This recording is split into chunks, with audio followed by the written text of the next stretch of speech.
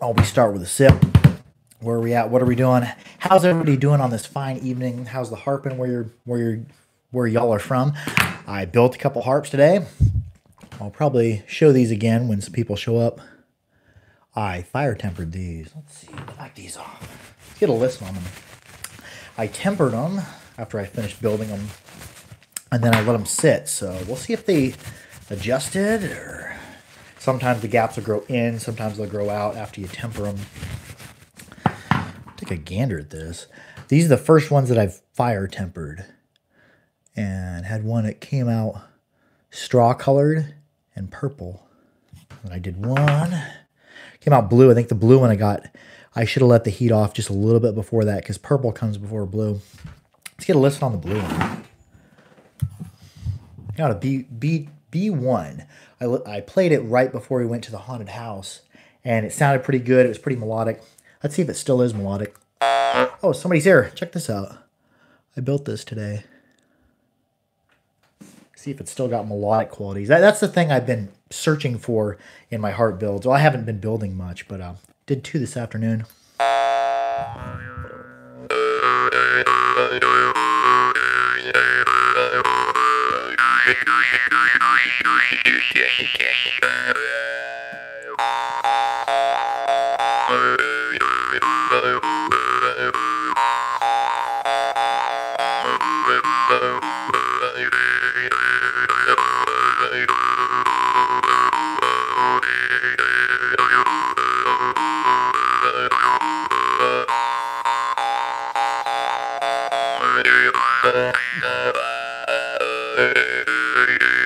Ooh, I like the way that one plays.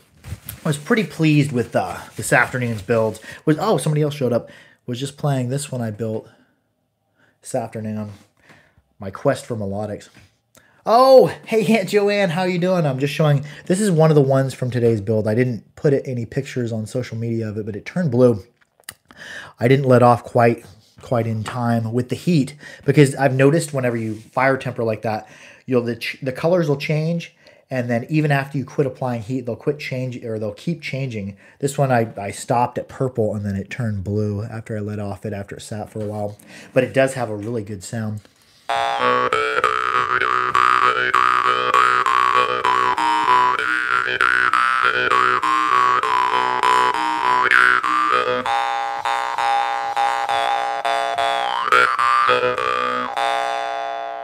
That's a good bell ring to it. And that's what I've been seeking. I've been seeking stuff that I can play melodically. So in the future, I'm going to be trying to do more melodic style stuff. I'll still be doing some loud harps. I used to seek, in my builds, I would seek building a harp that was as screaming loud as I could make it. But yeah, that one. And I like the bell ring on it. Here was this D2 I did, and I fought with this harp. Not in the temper, but in the temper, I really like how it tempered. It tempered straw colored and just a hint of purple. The purple came after I let off the heat. But I fought with this harp. I had a fuzz to it, and I couldn't figure out where it was coming from. No matter what I did with my alignment on my third plane, I'd still have a fuzz, and that fuzz would change as I'd play it. What it was is I did a recurve trigger, and a tiny fraction of the recurved area was in front of the deck. So to fix it, I heated it back up, and then I smashed it back flat with my flat pliers, my smooth jaw pliers, and I got the melodic nature back. But I haven't really played it after it's been tempered, so we'll see if it's still intact. I've noticed your tuning after tempering it seems to raise a couple, maybe 1 or 2 cents.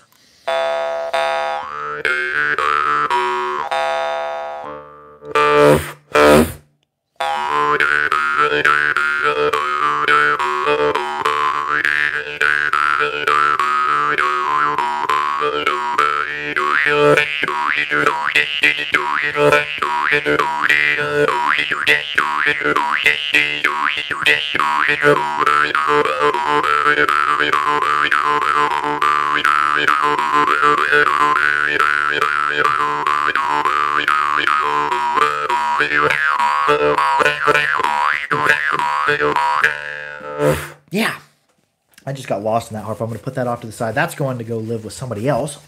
But I'm going to try at least once a month. I think there's going to be a weekend where there's not going to be any videos. I'm just going to spend it building harps for 1 to 2 days.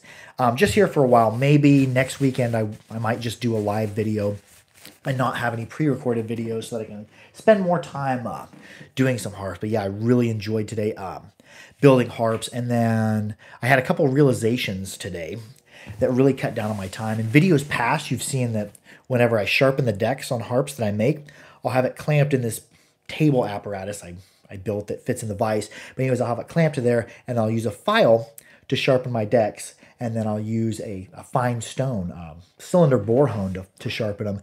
And then I spent a lot of time trying to sharpen in between the decks on a harp when it's all put together. What I did this last time, which saved me a ton of time, and I got more accurate sharpening of my decks.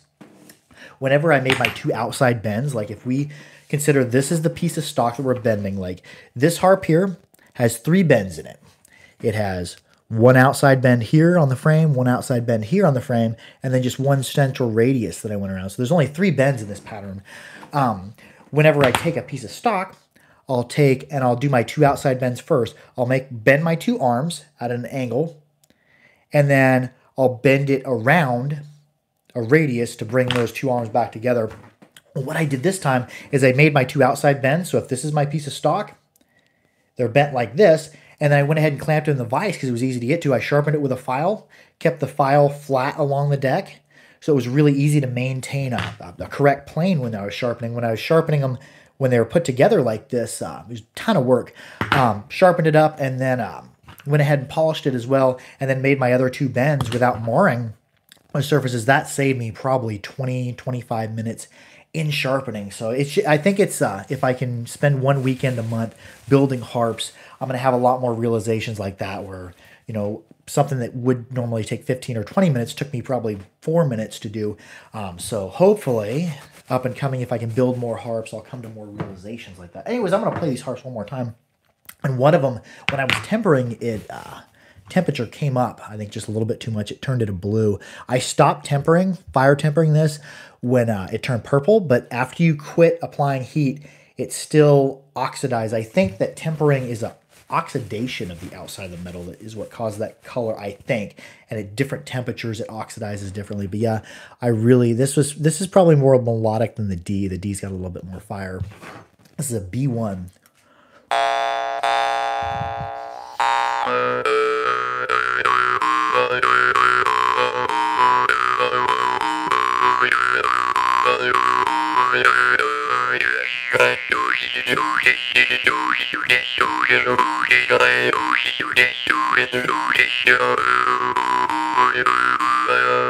I like the melodic content of that, and it's in my thinnest metal. I use a .020 blues tempered spring steel, so it really responds well to the breath.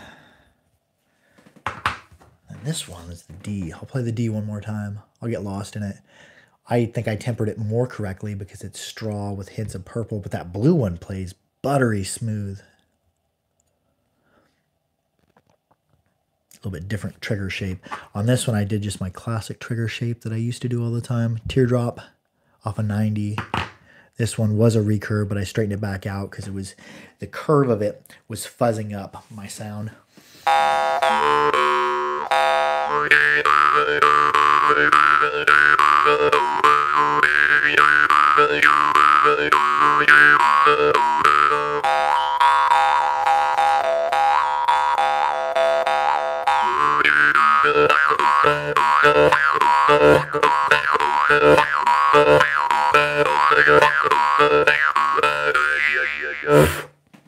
Really am happy with the way things turned out today from the build. But let's get to playing some other harps. I kind of went off on a ramble, but as per the description, a ramble is included. And I enjoy a good ramble. How are y'all doing? What harps are y'all playing? How's things out yonder? What I've been playing a lot these past couple days is the half Afghan. That's where I got the idea for tempering, because I see some of them have hints of that gold color and some have hints of purple. Hey, how you doing? Canthignis Rex? I probably mispronunciated the word. I'm pretty good at the mispronunciations.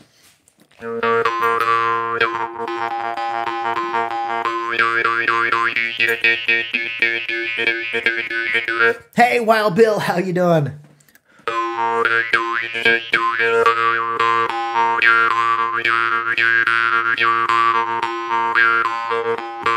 Yeah, the Afghan. Half Afghan.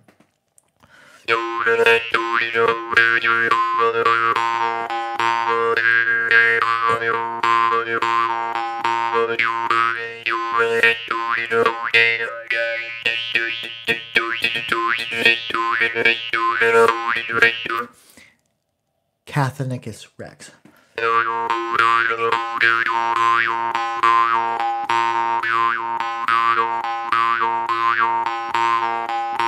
There, I've been playing a lot like that on the Morchang with my mouth. It feels like my tongue is sitting in my mouth, so there's just a flat channel, and then I'm making my mouth wide. So I'm trying to make it wide and flat, like I'm going E, E. Oh, congratulations! Enjoy the new harp. Oh yeah, the Shepherd. That's a really droning one. I like that.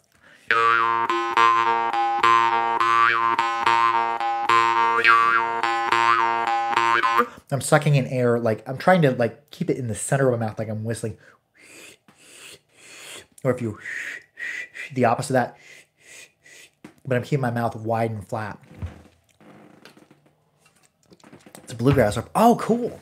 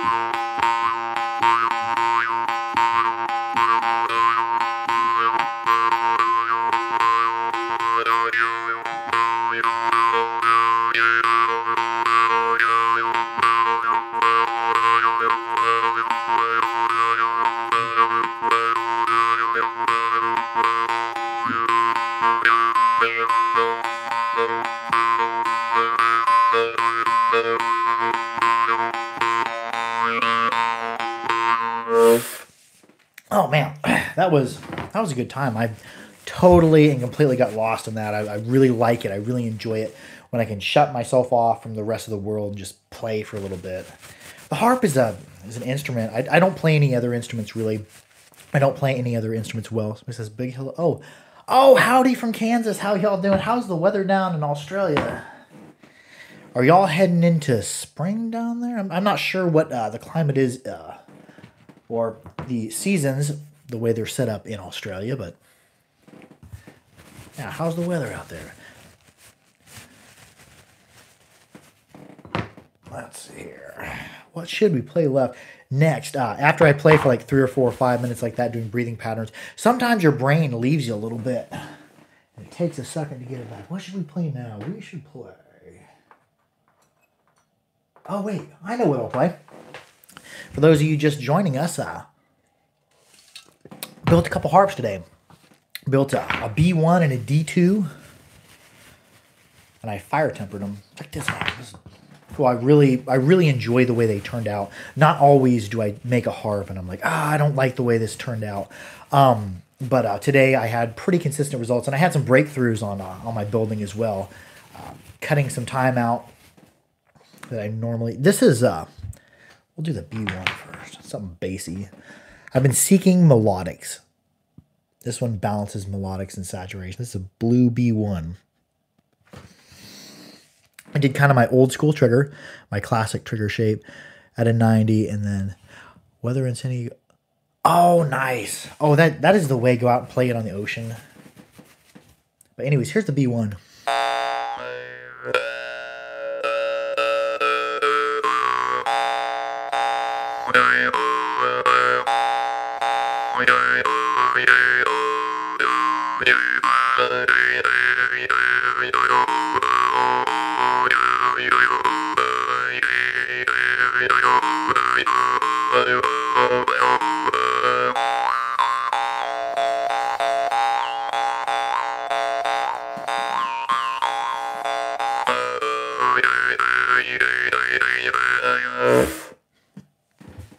Oh, somebody shouted out theharpery.com. Oh, that's good looking out. Yes, I am at theharpery.com. I'm also... Oh, here's my email. bebcorp1@gmail.com. Also on Facebook, the North American Jaw Harpist as well. That was playing the B1. Yeah, the North American Jaw Harpist we put on the festival as well. This is the one I built that's in D2. I did a little bit more consistent job of tempering it. Didn't get it quite as hot. Turned straw colored and then purple in some places. And then on the back it turned fully purple.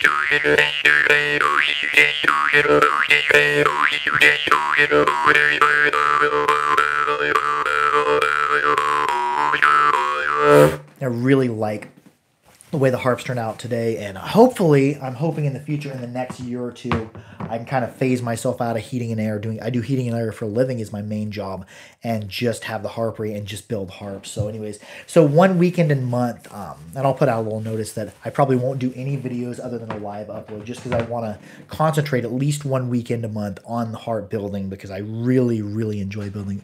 Who else? Oh yeah, it is totally, harp playing is totally habit forming. Do I have a bluegrass? What's the brand of the bluegrass harp? I might have it, but I don't have any harps that are specifically named for bluegrass. Another harp I've been playing a lot these past couple of days. Those two were mine, and then the half-gan, the half-Afghan I was playing was a Gorka. Really enjoyed that one. The Kovat Senko in C2, and then the newer Kovat Senko. The older Kovat Senko were super, super stiff, but the newer ones, I really enjoy the way they play.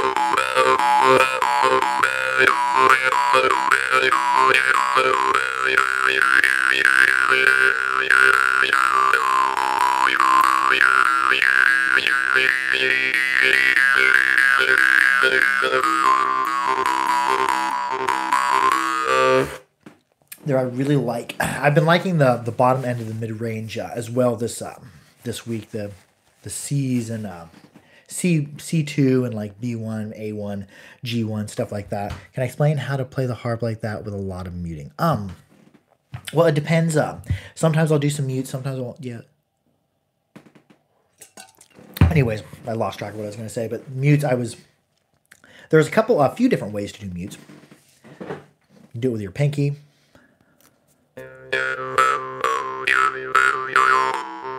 If you have a harp that has angles on either side of the deck, you can actually strike and go a little bit into the frame, just a tiny amount, and just kind of graze past the trigger. And you're actually better off if you don't touch both sides, if you don't do top and bottom, just grazing the top tip there. Because the more you contact it and the more you get toward the center of it, the more it kind of deadens it if you want to mute it. There I'm just rubbing the center of the reed. And if you have, say, a flat-fronted harp, it's going to be different. And you can do it with your pinky. You can actually do it with your thumb on the back. Sometimes that's really easy to get that. Because you have a rest there. You have a place to rest. Now, if you're free-handing and touching and muting the reed, a lot of the times it's harder to control, whereas this, you can rest on it and also push your draws as well. I don't know if I can draw start a Kovat Senko or not. Let's see. Really, it's really super easy to get your draws like on the Blackfire or any of the Silagi harps. Silagi. Just pushing on the back of the reed, but you don't want to go in very far. You just want to stay on the back of it, really rested, and you're pushing that reed forward. But you can get your mutes there. You can also get your mute. Porgy Miller seems to be really good at this with the middle finger. I'm not very good at it because it feels awkward when I hold it, but I've seen people who are much better than me, play muting and sliding on it like that. I'll just give that a try since I'm not very good at this, and I try to practice things I'm not good at. Another thing I've been working on this week is really working on my cardio, and then also playing the harp immediately afterward. Like I'll do 10 jumping jacks, 10 knee highs, 10 butt kicks, then I'll drop down, do a burpee, and I'll do this 10 times, and by the end of the 10 times, as fast as I can, I'll be completely out of breath, and then I'll play the plank and play the harp for a minute. I start at 30 seconds now. I'm back up to a minute. I want to get back up to 2 or 3 minutes of playing, because whenever you're breathing rhythms out, if you're completely out of breath and you're fighting for breath, if you can still have the discipline to breathe those rhythms whenever you're not out of breath, doing cardio, whenever you're just playing with no resistance, the rhythms seem to come more effortlessly. I can play and I can breathe out in and out those rhythms, and I'm just kind of sipping on the air, keeping it going. And if I have good cardio and if I have good breath and I've played when I'm completely out of breath planking, I just have better rhythms. Where was we at? We was going over some muting.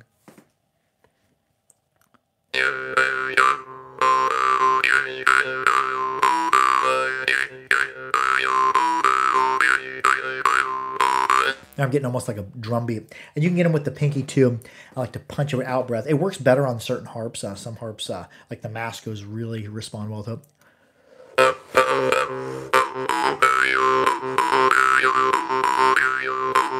And it's kind of timing and feeling. Like on my first couple hits, I won't do as well, and then I'll find the tip of the reed and just pop it, slide, and get off it.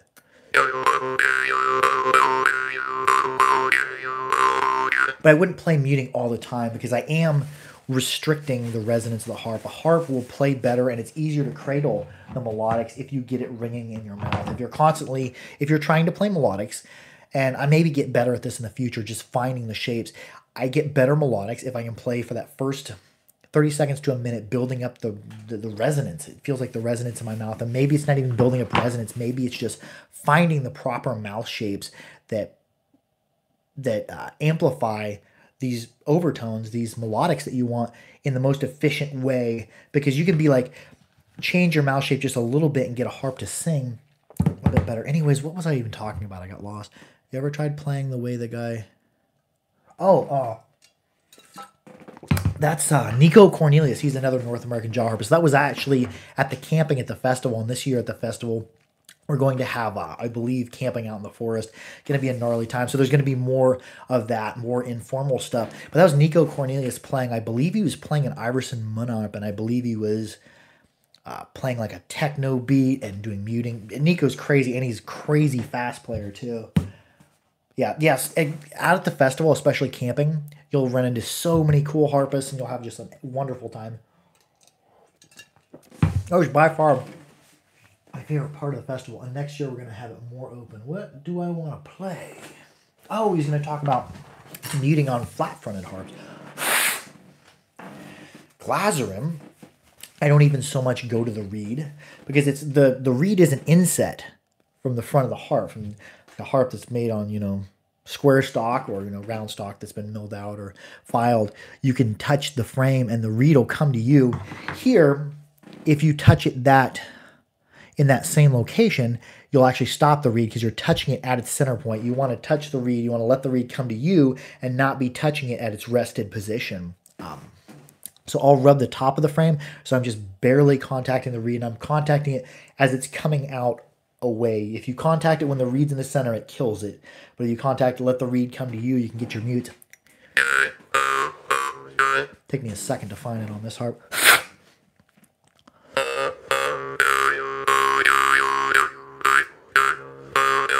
I have a hard time on this as a pilot. Yeah, I need something a little bit more stiffly reeded to be able to mute it well with a flat front. I'm going to try the Magnum. Yeah,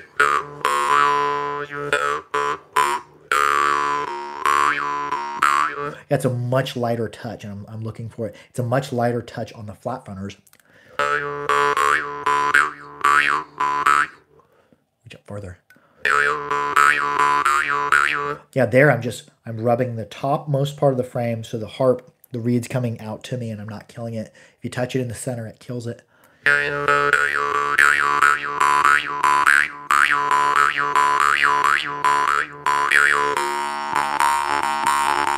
That one's a little bit too loud. The kid is about ready to go to sleep. We'll play a couple more quiet ones, and we're at 28 minutes. We'll wrap this up in 60 seconds. Me and my wife are going to watch a movie. Went out to the haunted forest and haunted house deal, and then we're going to watch maybe a scary movie. What do I want to play? I want to play something not too loud. I'm going to play the Gorky Yaku. No, actually, I'm going to end playing it on my own harp. This harp's going to go live with one of my friends. Yeah, I really enjoy it, the way the coconut oil is. I'll play the low B1. Anyways, be sure to like, share, and subscribe for more harpery. Be good to each other. Keep your harps clean. Keep them dry. Keep them oiled. Have a good time and experiment on the harp. Play in the ways that you're least good at or the ways that you're worst at. Play in those areas. I love y'all. Adios.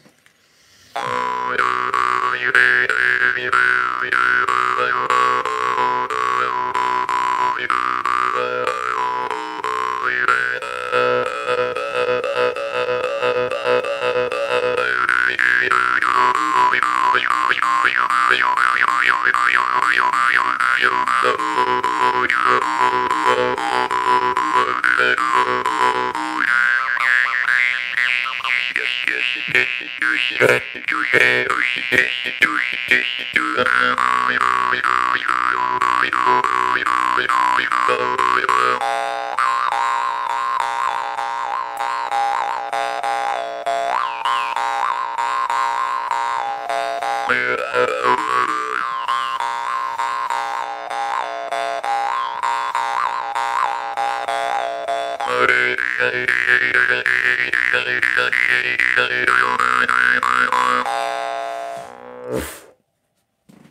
Adios.